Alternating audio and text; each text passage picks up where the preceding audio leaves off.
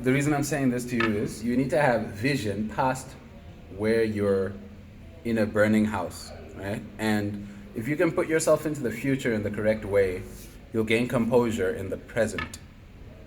You'll be able to lead people out of the burning house because you can see the future after the burning house. If you can only see the present and the house is burning around you, realize that you won't actually be able to lead people out because you'll be caught in the panic. So this is an element of imagination and advice on imagination. Sometimes present time isn't the best place to be. It's normally the best place to be, but sometimes you need to dislodge yourself from the present and think in futures. It'll make you act in ways that promote futures rather than ways that only think of the present. Imagine you don't have any money right now and you don't have a plan. If you think in futures, should be that you can make a plan towards these futures.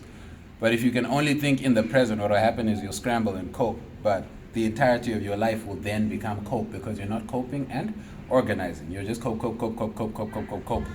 And this gets worse as time goes on. This is why you see someone living a super rundown life.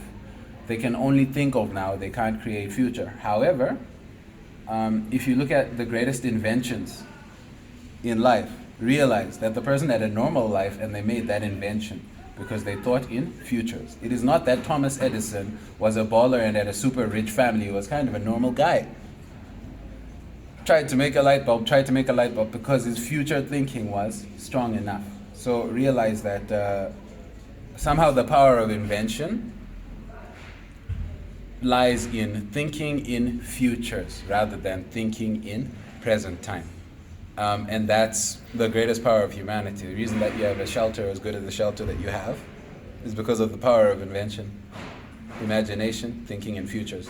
The reason why someone can make Wi-Fi from dirt and trees is the power of thinking and the power of imagination. So realize that somehow it's an element of sanity to be able to move from present time into the future, and a necessary element because you'll have to invent your way, create your way out of your problems.